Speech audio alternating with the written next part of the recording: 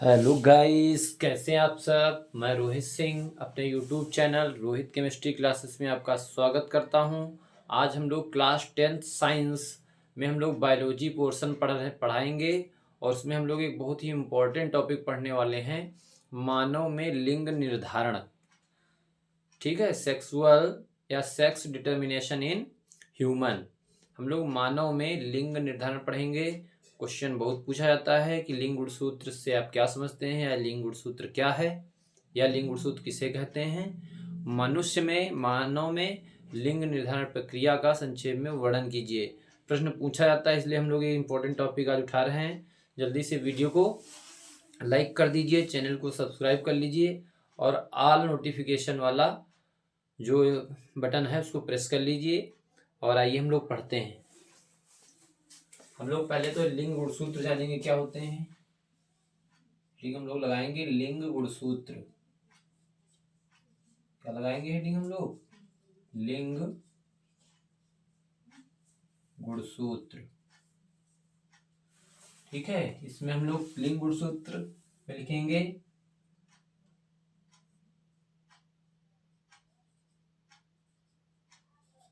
मनुष्य में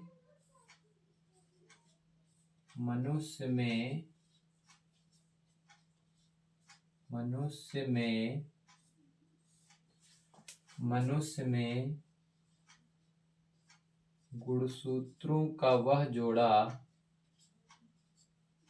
मनुष्य में गुणसूत्रों का वह जोड़ा जो जो लिंग निर्धारण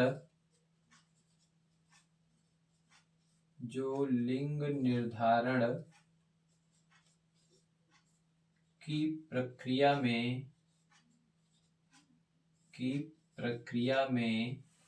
मनुष्य में गुणसूत्रों का वह जोड़ा जो लिंग निर्धारण की प्रक्रिया में सहायक होता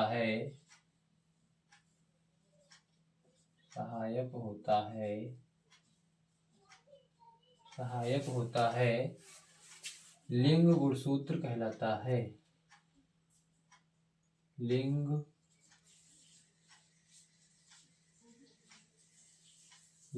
गुणसूत्र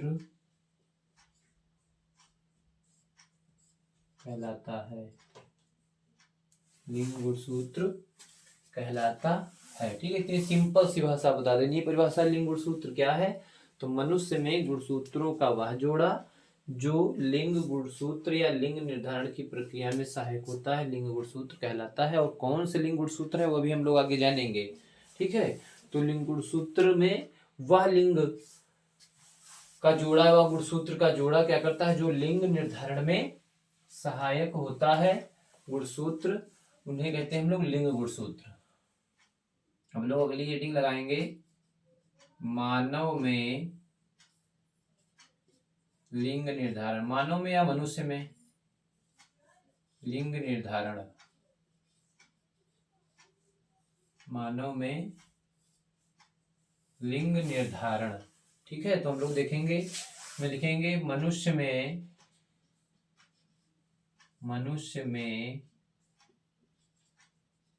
23 जोड़ी अर्थात 46 गुणसूत्र पाए जाते हैं। 46 गुणसूत्र पाए जाते हैं। 46 गुणसूत्र पाए जाते हैं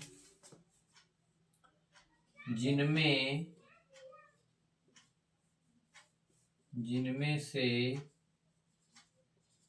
22 जोड़ी अर्थात 44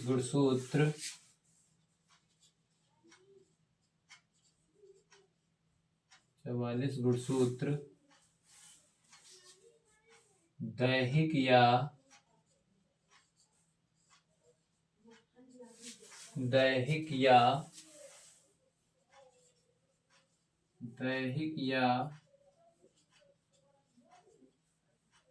ऑटोसोम्स कहलाते हैं। ऑटोसोम्स कहलाते हैं क्योंकि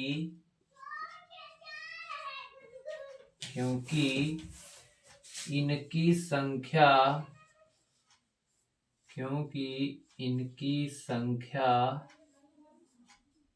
नर तथा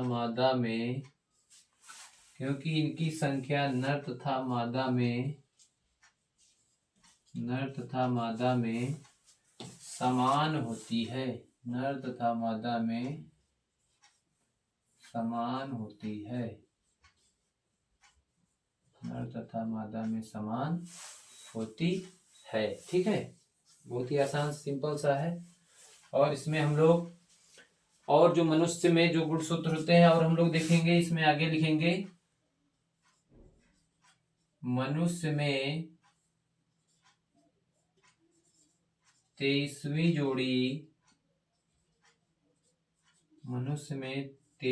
जोड़ी का गुणसूत्र 23वीं जोड़ी का गुणसूत्र मादा में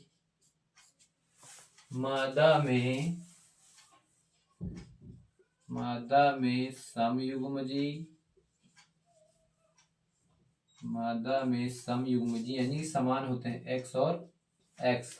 मादा में समयुग्मजी, जबकि नर में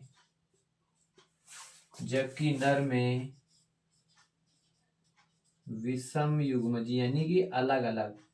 यहाँ पर दोनों गुणसूत्र सेम नहीं होंगे, अलग अलग होते हैं।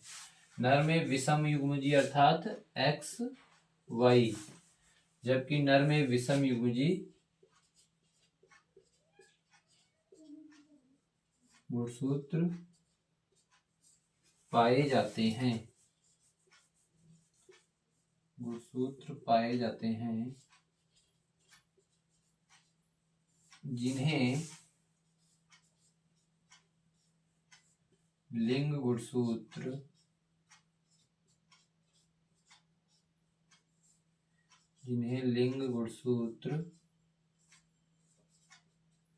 कहते हैं, क्योंकि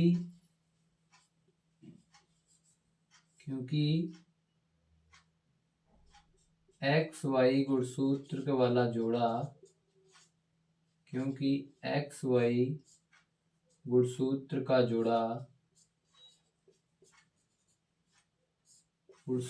जोड़ा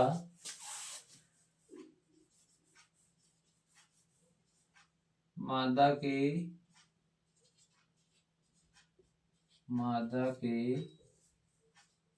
अंडाणु से निषेचन करके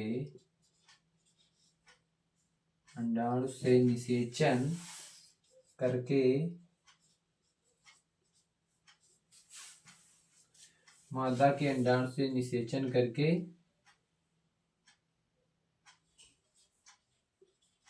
युग्मनज बनाता है। युग्मनज बनाता है जिसे जाइगोट कहते हैं। ठीक है, तो अब हम लोग पैराग्राफ चेंज कर लेंगे। यहाँ से हम लोग लिखेंगे यहाँ पर युग्मक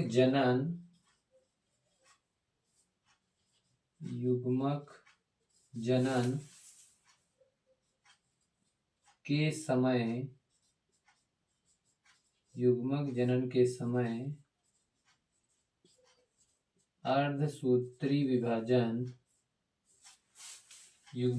के समय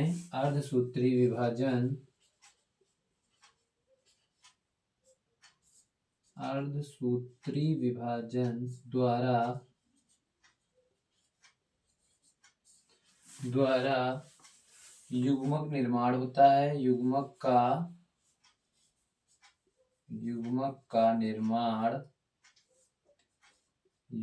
का निर्माण होता है,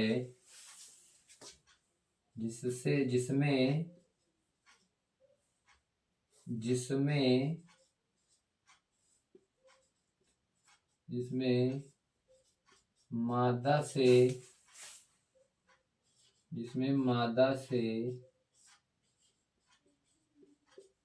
बनने वाले युग्मक, मादा से बनने वाला युग्मक कौन होगा? अंडाणु, या अंड भी लिख सकते हैं। मादा से बनने वाले युग्मक यानी अंडाणु में 22 plus x 22 plus x 22 plus x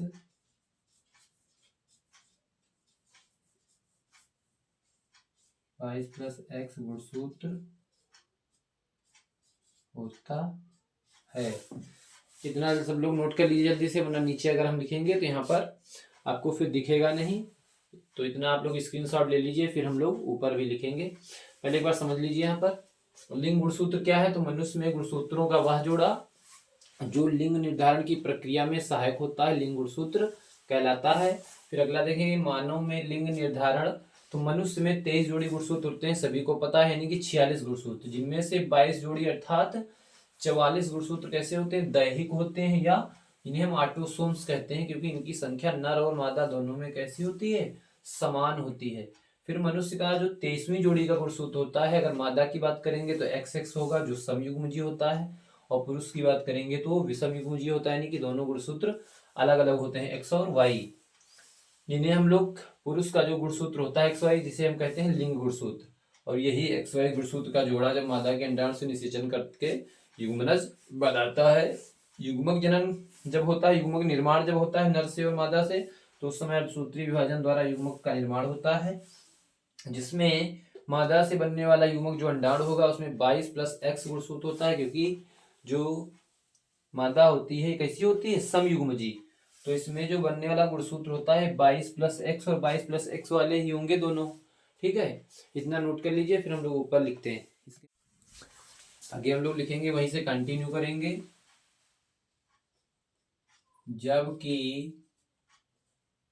जबकि नर में 22 प्लस एक्स व 22 प्लस वाई दोनों प्रकार के गुणसूत्र पाए जाते हैं। दोनों प्रकार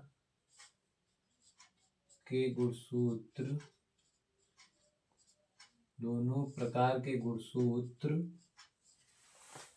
पाए जाते हैं, क्योंकि नर कैसा होता है? विषमयुग्मजी। जब दोनों गुणसूत्र अलग अलग होंगे तो एक होगा उसमें 22 प्लस एक्स और एक होगा 22 प्लस वाई।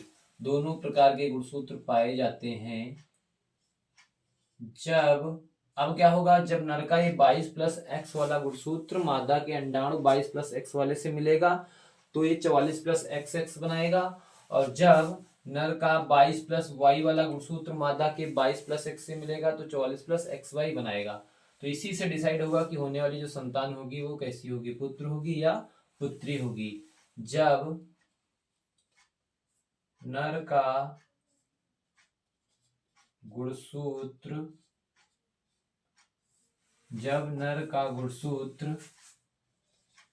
22 प्लस एक्स मादा के 22 प्लस एक्स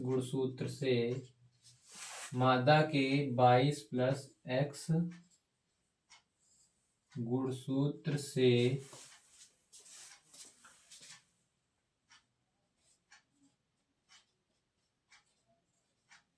निषेचन करता है तो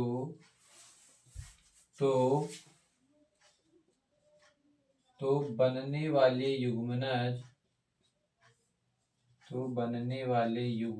जो जाइगोट बनता है, जब नर और मादा युग्मक आपस में मिलते हैं तो बनने वाले युग्मनज से होने वाली संतान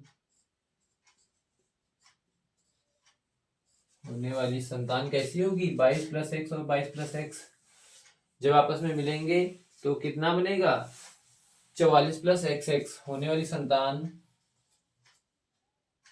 पुत्री पुत्री होगी, कितने गुणसूत्र इसमें होंगे? 44 प्लस एक्स एक्स। कितने गुणसूत्र होंगे इस पुत्री में? 22 प्लस एक्स पुरुष का, 22 प्लस एक्स मादा का, मिलके क्या बनाएंगे? 44 प्लस एक्स एक्स। ऐसे ही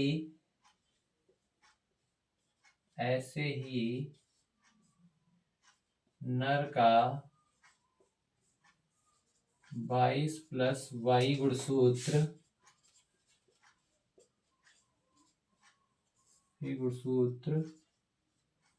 मादा के 22 प्लस एक्स गुणसूत्र से 22 plus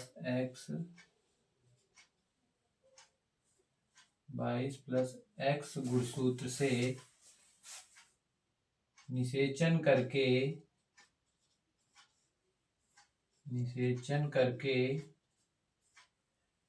44 plus x Y, capital ही वाई बनाएंगे। 44 प्लस एक्स वाई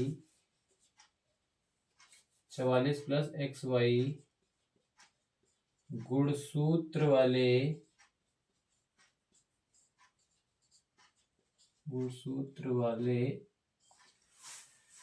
युग्मनज का निर्माण करता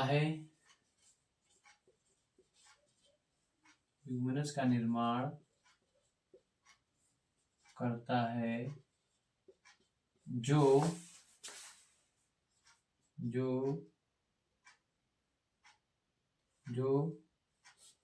नर, कैसी संतान? पुरुष, जो नर संतान को जन्म देता है, जो जायगोट होगा, इससे कौन बनेगा? होने वाली संतान पुत्र होगी, जन्म देता है। ठीक है। अब इसको अगर हम लोग कायदे से देखें तो इसमें जो लिंग का निर्धारण में जो मेन रोल प्ले कर रहा है, कौन सा गुणसूत्र कर रहा है? X Y. और एक्स वाई गुणसूत्र किसका होता है? पुरुष का। इसीलिए पुरुषों के गुणसूत्र जो एक्स वाई होते हैं उसको हम लोग कहते हैं लिंग गुणसूत्र, क्योंकि वही डिसाइड करता है कि होने वाली संतान पुत्र होगी या पुत्री। अतः स्पष्ट है कि लिंग निर्धारण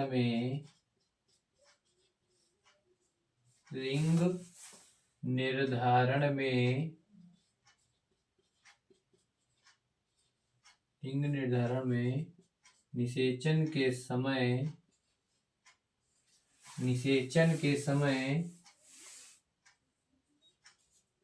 पुरुष गुणसूत्र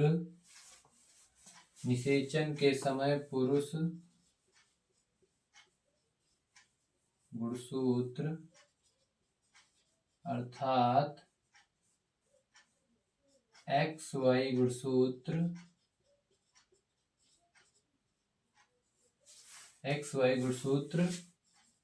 होने वाली संतान का निर्धारण करते हैं। होने वाली संतान का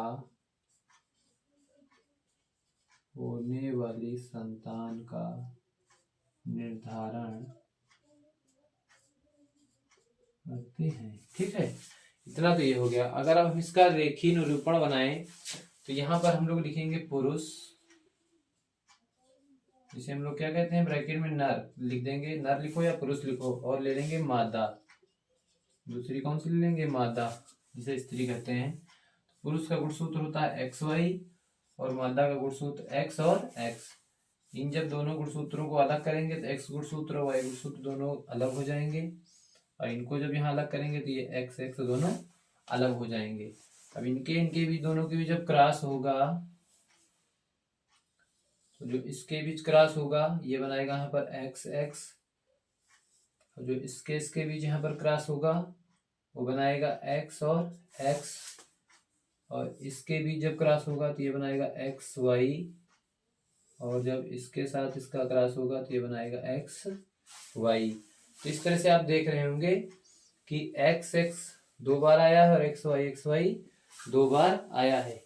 यानी कि जो होने वाली संतान होगी, संतान की जो संभावना होगी 50% जो संभावना होगी